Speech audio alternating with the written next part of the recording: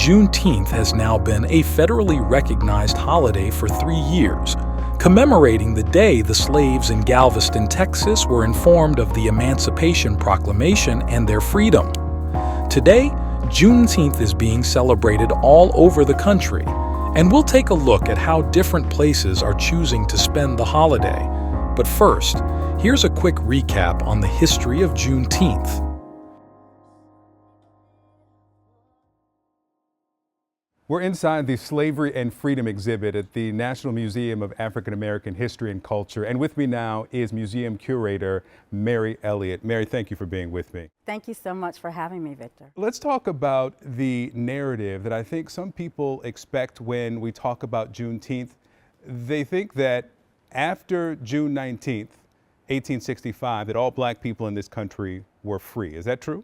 That actually is not true. Yeah. In fact, Juneteenth is when news got to Galveston, Texas, and it is actually the date when the Emancipation Proclamation was enforced in Texas, which was the rebelling state farthest west.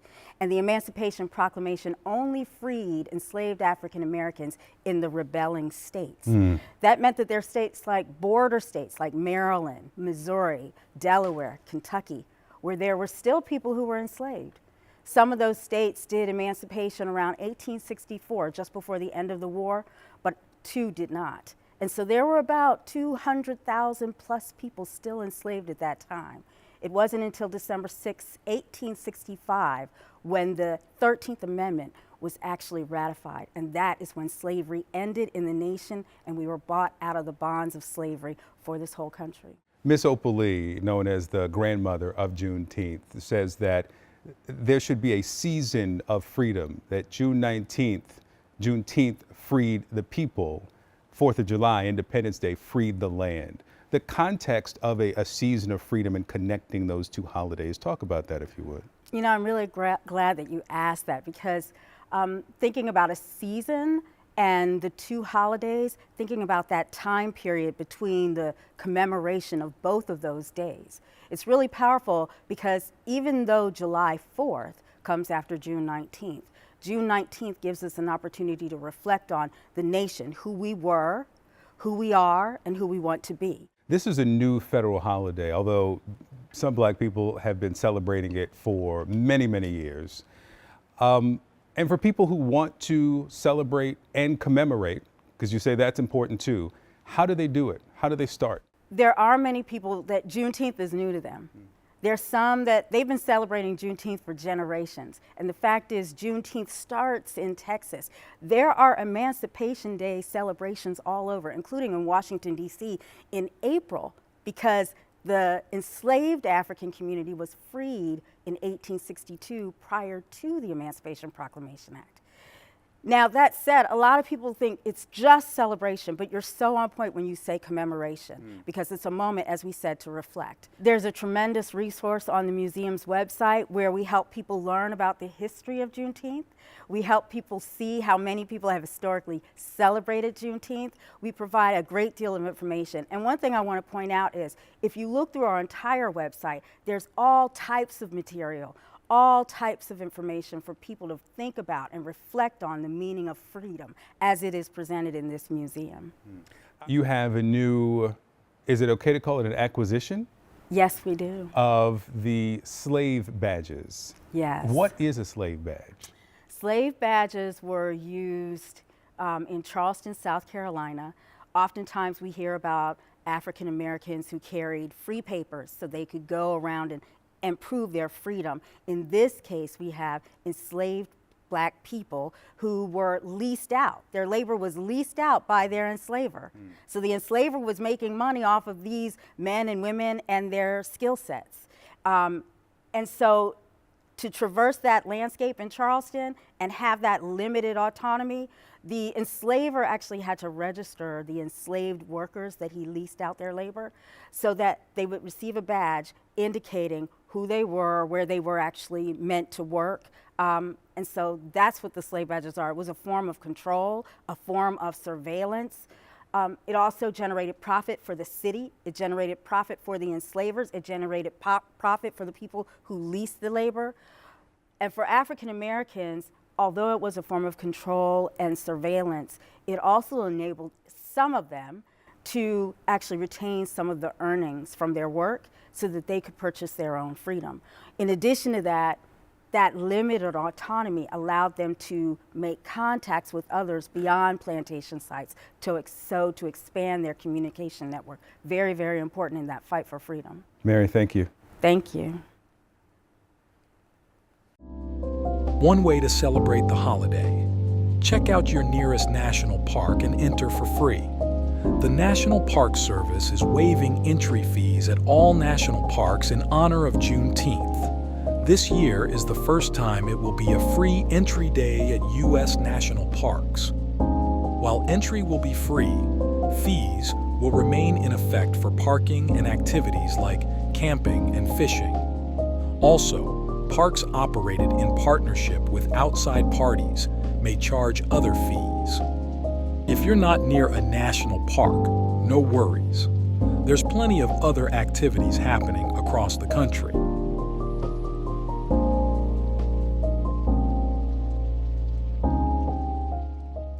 Earlier this month, you may remember, how could you forget is what I should say. You met some amazing women from the Miss Juneteenth Central Texas pageant. Some beautiful young women and some adorable little girls were here as well. As of Saturday, June 8th, the 2024 Miss Juneteenth court is officially crowned, you guys. You can see the Central Texas court right there on your screens. And the newly crowned 2024 Miss Juneteenth Queen.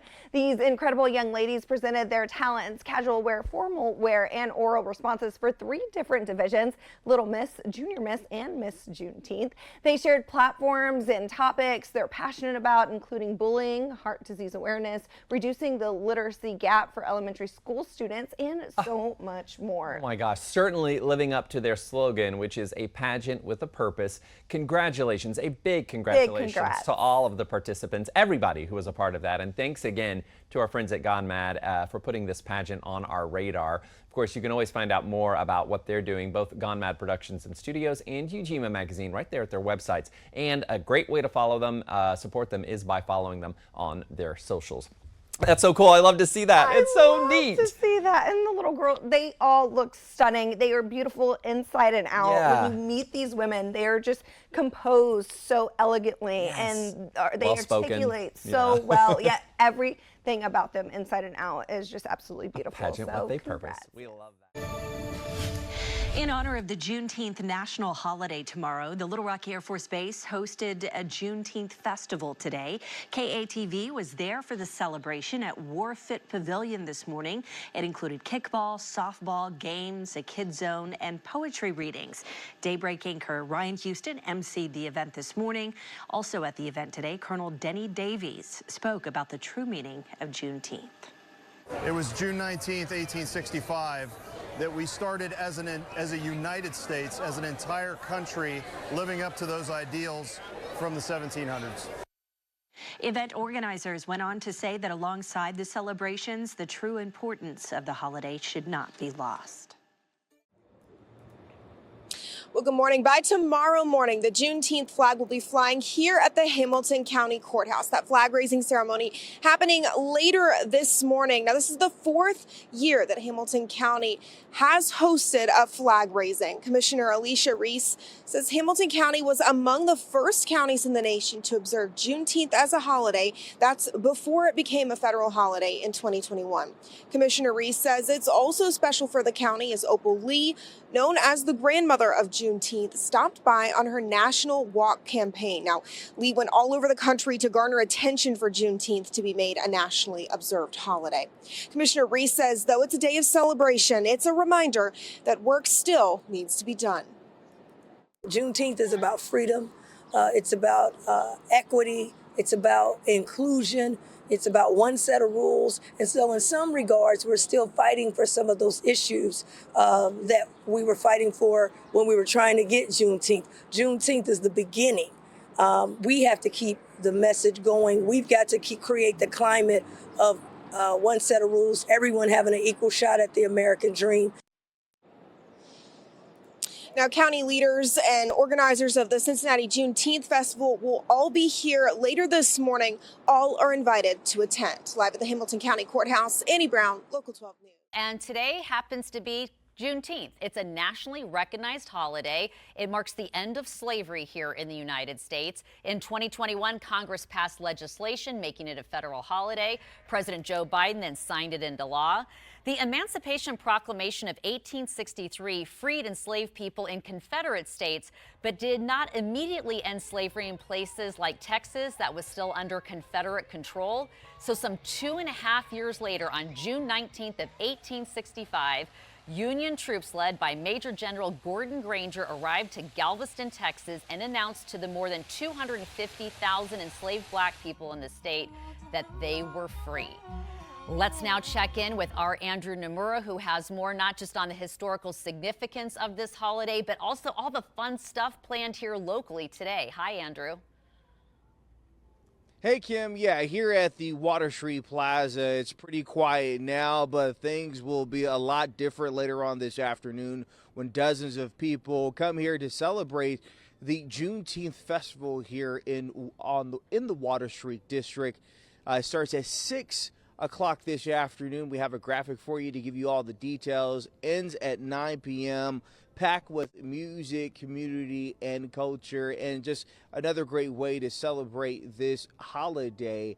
Now, tons of cities across the valley have been celebrating Juneteenth.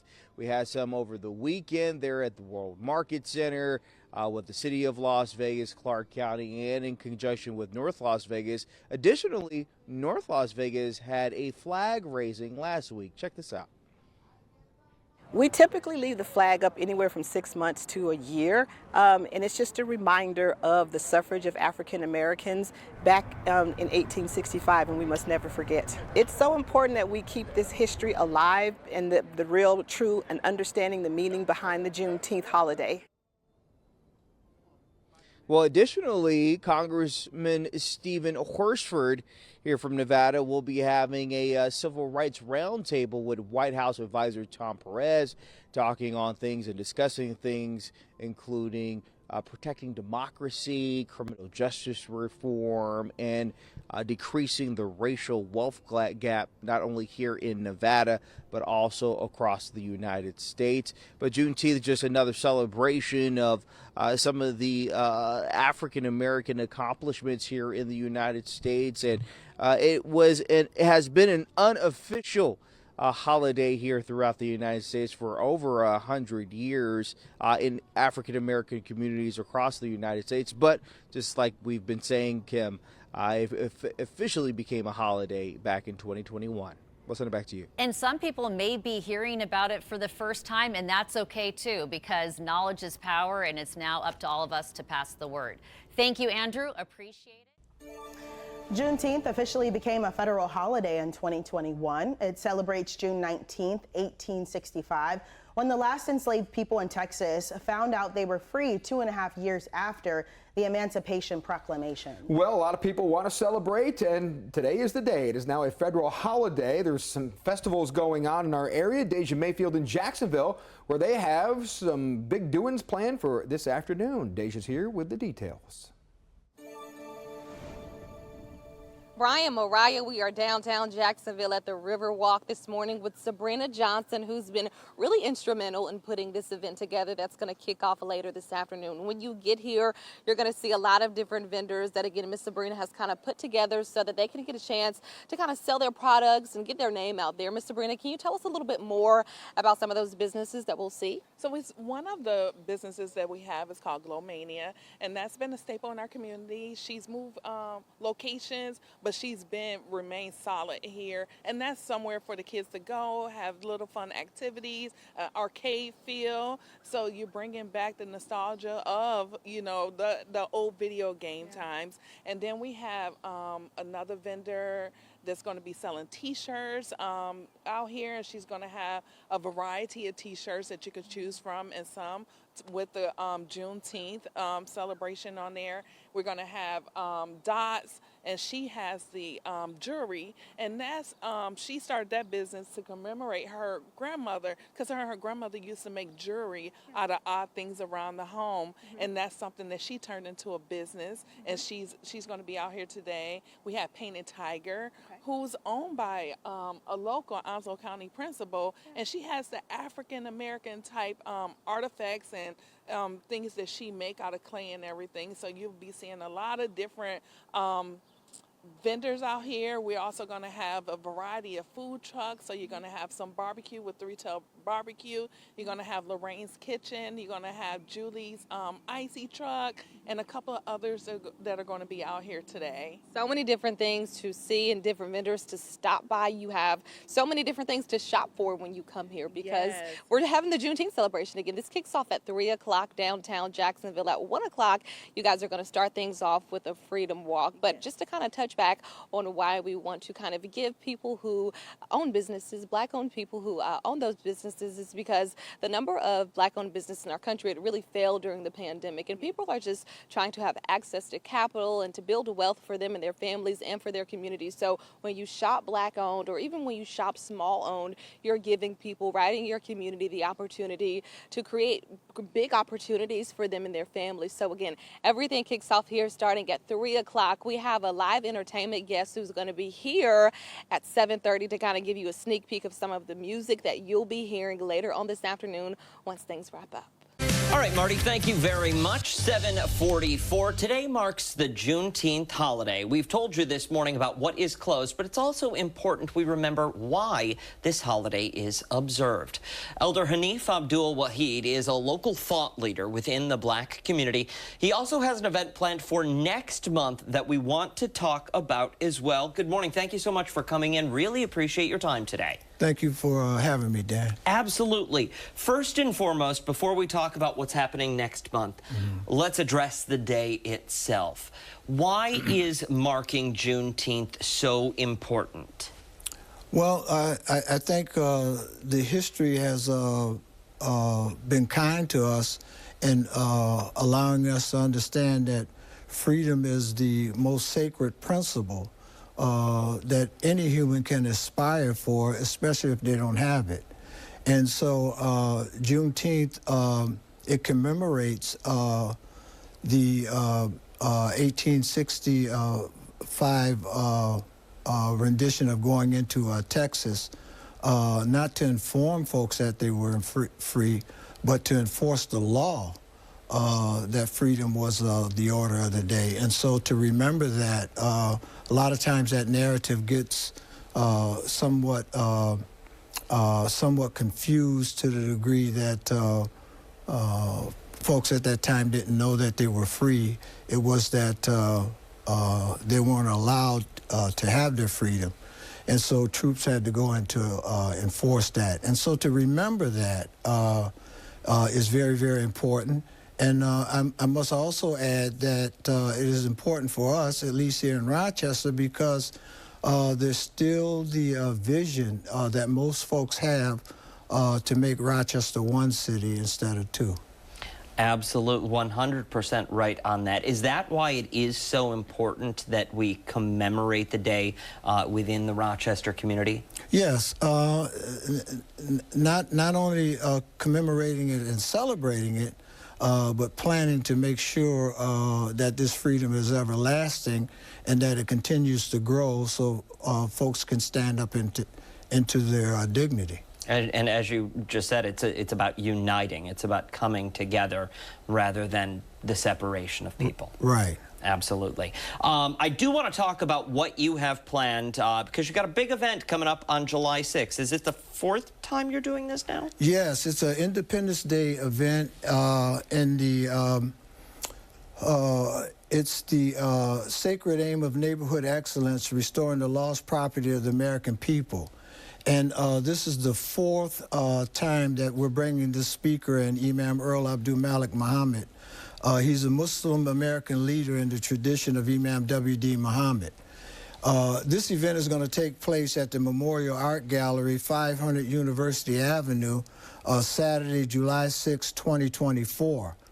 And it builds upon the basic theme of Juneteenth today is that there's a sacred aim that we have within our neighborhoods, and that is that everyone deserves a safe and prosperous neighborhood, functioning schools within the neighborhood. And if that's not the case, then I think everyone has to work from the bottom up and the top down to make that happen. Absolutely. Some hard-hitting, heavy-hitting topics, human rights, dignity, and addressing the soul. Good topics to be talking about. Thank you so much for coming in this morning. Really appreciate your time. If you want to attend next month, we'll post all of this information and much more on our website, foxrochester.com, after the show this morning. 7:48, we're back. That's right, we're in beautiful Columbia on a beautiful day. Laura, it doesn't get better than this. It sure doesn't. Laura's the booger with the sugar, the head honcho, the top dog, the person in charge. So you laid this thing out. What can we expect today? You can expect 6.5 hours of vendors, artists, musical acts on the stage. Come by, enjoy this beautiful, free family event. I love it. And then speaking of vendors, we have one of our superstar vendors, Roxanne. So Roxanne, what do you have here? I see some, I think, body products. I see some amazing. Well, tell us about your babies here. Sure. So my skincare line is called Pasión de la Piel, which is Spanish for skin passion. We do have body oils, body scrubs, and some body oil candles. Here's our rose and hibiscus, which is infused with rose petals and different tea. And then we have our body scrub as well. Our body oil candles are, yes, as you heard it, it's used for the body. Smells delicious. Thank you very much. You warm it up and then rub it on? Yes, you do. Wait a minute now. Nice I got some creative ideas now. Wait a minute, Allison. Hey.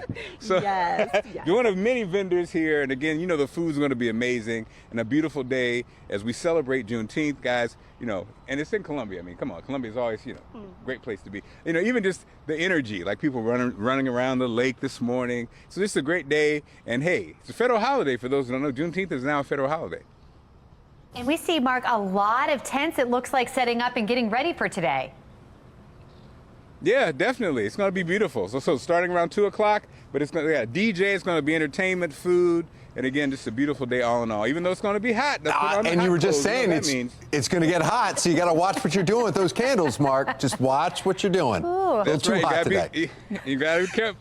That's right, Tom. You know what, Tom? Tom, I'll bring one home to you. I think we should end. Go to our website, foxbaltimore.com/. Well, it is an honor flight like no other. Veterans revered for their dedication and service will embark on a journey of remembrance with an all-expenses-paid trip to the nation's capital. Our John Gonzalez joins us from the National Mall to tell us why this Juneteenth flight is unique. On this Juneteenth, 26 black veterans are getting a trip of a lifetime. The Honor Flight Network is hosting the first ever Juneteenth honor flight trip here in the nation's capital. One of the first stops will be the World War II Memorial. This special group is arriving at Reagan National Airport, and some have been here before, but never like this. Take a look at some of these powerful images. They will visit memorials built in their honor. The emotional itinerary also includes the Vietnam Veterans Memorial and Arlington National Cemetery. Honor Flight Network board member John McCaskill tells me it is important to pay tribute to these unsung heroes, black veterans who selflessly served during America's most pivotal war periods. You know, since that first shot fired from Lexington Green, Massachusetts in 1775, black folk have been defending this country. And so there were a few things that we did have to understand prior to. Number one, the history of African Americans in U.S. military history.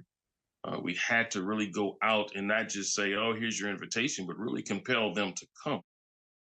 Now, the group includes a 101-year-old veteran, 3 Purple Heart recipients, and one of whom is also a Bronze Star recipient, and 4 women veterans. Now, our cameras will be at DCA later this morning as that flight arrives from Atlanta, Georgia. We are looking forward to bringing you those special images as well. In Southwest Washington, John Gonzalez, 7 News.